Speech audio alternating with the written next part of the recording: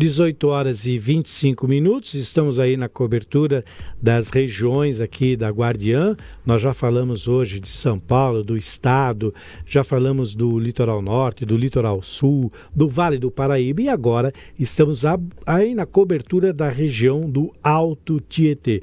Quem fala do Alto Tietê é o nosso querido Ricardo Café, que já vai conectar com a gente e vai trazer um resumo dos principais fatos que já estão. Ricardo Café já está na linha, 18h26, hora do café no Download da Notícia, segunda edição. Boa noite, Café, seja muito bem-vindo, meu amigo. Oi, Gil, boa noite. Como é que tá meu áudio aí? Tá me escutando bem? Dá um retorno para mim. Perfeitamente, imagem pura e clara com um áudio muito bom.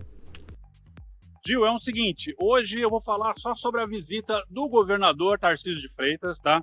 O governador que esteve em Itaquaquecetuba. Eu tô aqui em frente à Câmara de Mogi das Cruzes, só para ilustrar, porque a gente acompanhou agora à tarde, né, a sessão da Câmara de Mogi. A Câmara de Mogi que fica do lado da Prefeitura ali, ó. Prefeitura de Mogi, ali do lado. Mas viu, Gil, hoje eu estive em Itaquaquecetuba, quando o governador Tarcísio de Freitas visitou a cidade para fazer a entrega de matrículas habitacionais, tá? Quase 1.200 matrículas habitacionais, as escrituras, né? Dos moradores ali que há muito tempo, há cerca de 30 anos, estavam esperando esse documento, em alguns conjuntos habitacionais, um conjunto habitacional do Jardim Odete, lá em Itaquaquecetuba. E logo eu trouxe essas informações todas no download primeira edição, falando dessa pauta, né? Logo depois das entregas, o governador deu uma entrevista coletiva e a gente pegou algumas informações bastante interessantes com ele. Primeiro, então, eu vou chamar a primeira entrevista, a primeira resposta, né, que o governador Tarcísio de Freitas nos passou. Ele falou, claro, da pauta do dia, falou sobre habitação. Então, ele trouxe aí informações de projetos habitacionais para Itaquaquecetuba, aqui para o Alto Tietê e também para todo o estado. Vamos ouvir. Mais, olha, só para você ter ideia, aqui em Itaquaquecetuba já foram quase 600 unidades.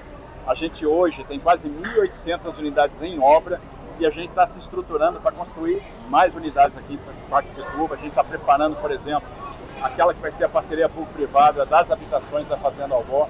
A gente deve, na largada, aí, fazer alguma coisa em torno de 3.800 habitações, né, que vão atender Itaquaquecetuba, vão atender também o Arujá. E a gente não vai parar, vamos continuar trabalhando na habitação no Alto Tietê. Também a gente pode falar, já são mais de 5.000 unidades entregues, a gente tem mais de 6.000 unidades em obra. E isso compõe aquilo que nós fizemos no estado. São 82.000 unidades entregues hoje. E todo dia a gente está entregando, amanhã tem entrega em Ribeirão Preto, a primeira entrega do preço social que nós vamos fazer. Também estamos aí com 104.000 unidades em obras, recentemente autorizamos 37.000 unidades, estamos nos preparando para a autorização de mais 14.000, ou seja, é um trabalho contínuo, um trabalho de estado. A gente está muito focado em atender aquelas pessoas que moram nas áreas de risco. A gente tem tirado muitas pessoas das encostas do morro, que é uma realidade aqui do nosso estado, muitas pessoas das palafitas da Baixada Santista, muitas pessoas das várzeas dos rios. Então é uma característica também desse programa habitacional, que é o maior da história, tirar as pessoas que moram nessas áreas de risco.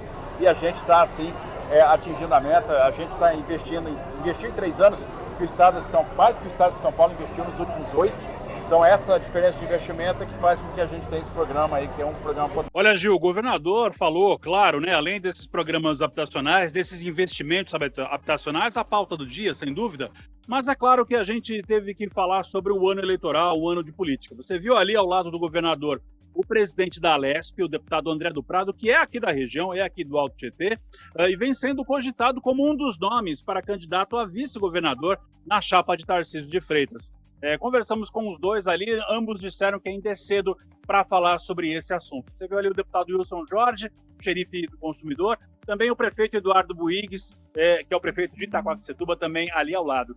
E falando sobre a questão política, né, como o governador Tarcísio ali disse que ainda é cedo para falar sobre a escolha de um vice para a chapa dele, os jornalistas questionaram sobre uma reunião que o governador Tarcísio deve ter com Flávio Bolsonaro ainda essa semana para falar sobre o tom, sobre como será o apoio para a campanha presidencial. Então o governador esclareceu lá como é que vai ser essa reunião, o que deve, qual deve ser o conteúdo.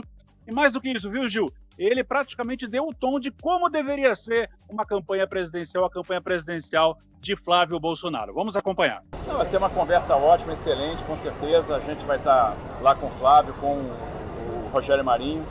Vamos tratar de estratégia aí para a campanha, como que a gente vai ajudar nessa campanha do Flávio, que eu tenho certeza aí que vai ser muito importante. Ele vai contar com o nosso apoio aqui no estado de São Paulo, vamos fazer o melhor trabalho possível, né, para garantir o melhor palanque para ele possível aqui também no nosso estado. Vamos falar de projeto para o país, porque eu acho que as pessoas estão carentes de um projeto, né, de uma direção. Elas estão carentes de uma visão de convergência. Para onde a gente precisa caminhar? Como é que a gente vai aproveitar as nossas oportunidades? Nós temos muitas oportunidades, a gente tem que falar da nossa oportunidade no campo da segurança alimentar, no campo da transição energética, no campo da economia do conhecimento, né, no campo da biotecnologia. Então tem muita coisa bacana para a gente aproveitar. Tem uma crise fiscal que está contratada, como é que a gente resolve a questão fiscal? Tem uma crise moral que está aí, então como é que a liderança vai suplantar essa crise moral e como é que a gente vai revigorar as instituições para que elas trabalhem de fato numa lógica de freios e contrapesos. Então a gente precisa de instituições fortes, a gente precisa fortalecer as instituições. Como é que a gente vai ter um mercado competitivo e inovador, que a gente promova a inovação? Como é que a gente vai transpor os grandes exemplos do Brasil em termos de nichos de excelência? Ontem a gente estava no Butantã comemorando os 125 anos, a gente estava lá diante de um nicho de excelência, né? Nós vamos criar aqui o maior centro de biotecnologia da América Latina. Então é muito importante que a gente tenha a condição de apontar uma direção, de apresentar para o Brasil qual é o caminho. E eu tenho certeza que a candidatura do Flávio vem nesse sentido. Gil, dentre outros assuntos, né, que o governador comentou, você deve ter acompanhado, né, aí na capital, a questão do atendimento da concessionária responsável pelo fornecimento de energia, a Enel. A gente sabe que quando há problemas no fornecimento de energia, outros setores são prejudicados, até mesmo o abastecimento de água, já que as bombas, né, para fazer o bombeamento de água, é preciso energia elétrica. Perguntado sobre isso, até porque nessa semana, né, o CEO da Enel fez a seguinte declaração. Ô Gil, como é que é? Olha, só Jesus Cristo evitaria apagões por queda de árvore em São Paulo. Essa é uma frase do CEO da Enel, né, do diretor da Enel. E os jornalistas, claro, perguntaram ali para o governador, né, como é que ele avaliou essa declaração. Vamos ouvir o que o governador disse. Primeiro, eu quero lamentar a fala sobre Jesus Cristo, porque primeiro é blasfêmia. A pior coisa que existe, o pior pecado que existe é o da blasfêmia. Eu acho que a gente não pode usar o nome de Deus em vão. A gente tem que ter respeito ao nosso Senhor e Salvador. A primeira coisa é isso, é lamentar profundamente a fala infeliz da Enel, que mostra também a falta de compromisso da Enel, a falta de capacidade da Enel de resolver os problemas aqui. Sério, final de semana, agora pós-carnaval, a gente teve problema de falta d'água na alça sudoeste do estado, da região metropolitana. Por quê? Porque não tinha energia nas instalações da Sabesp e faltou energia na região. Ou seja, a gente vem convivendo com blackouts, com apagões.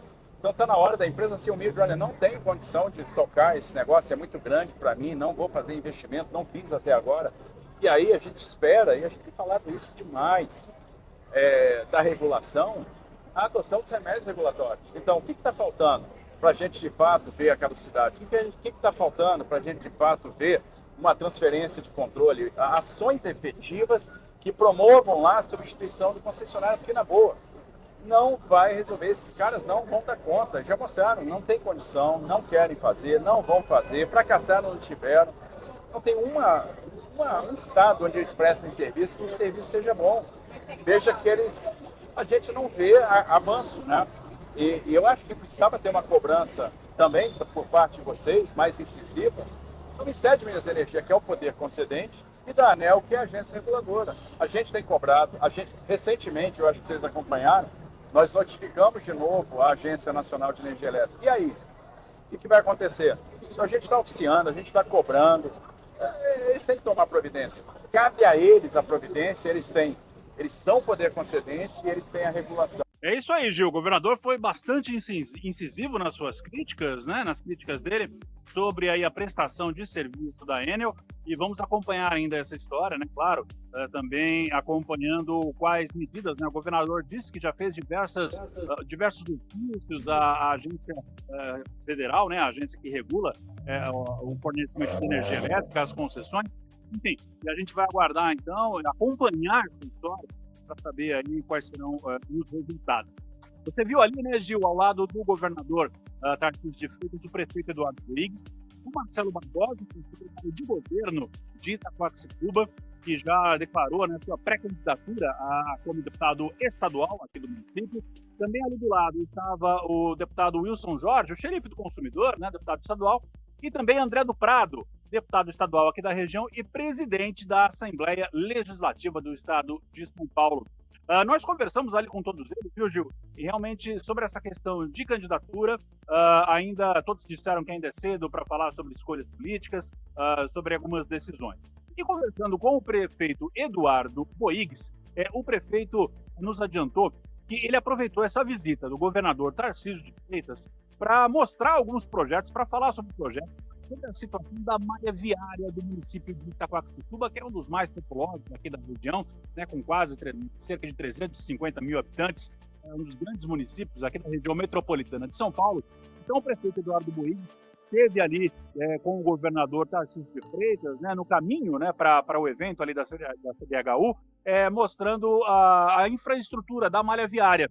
E ele trouxe algumas informações para a gente. Vamos acompanhar, então, a fala do prefeito de Itaquaquecetuba, doutor Eduardo Boigues. Exatamente de cabeça, onde a prefeitura, a gente teve perna para investir, Recanto Mônica, você vai na Vila Celeste, você vai no Viviane 1, você vai no Piratininga, você vai, que mais? Em outros bairros, as estradas que nós fizemos, tenho noção de exatamente tudo que nós fizemos. Quando eu falo fazer o bairro, é onde as pessoas já moram, já existem, mas não tem infraestrutura nenhuma. Não tem uma captação de água pluvial com drenagem, não tem pavimentação, não tem guia sarjeta, não tem nada. E agora o que ainda falta? Falta Vila Sônia Fiorello, Maria Augusta Vila Japão, falta Vila Ferreira, Jardim Amazonas, Terra Prometida, então Viviane 1, uma parte com a Adriana, Veraneio Maracanã, Chácara dos Coqueiros, Chácara Escolástica. Então eu tenho todos os projetos prontos do bairro por completo, não é só a capinha de asfalto, como antigamente o prefeito fazia e jogava lá, tirava a pessoa do bairro. Não, porque quando você só joga uma capa de asfalto em cima da terra, quando passa aquele caminhão pesado, o asfalto tritura, quebra.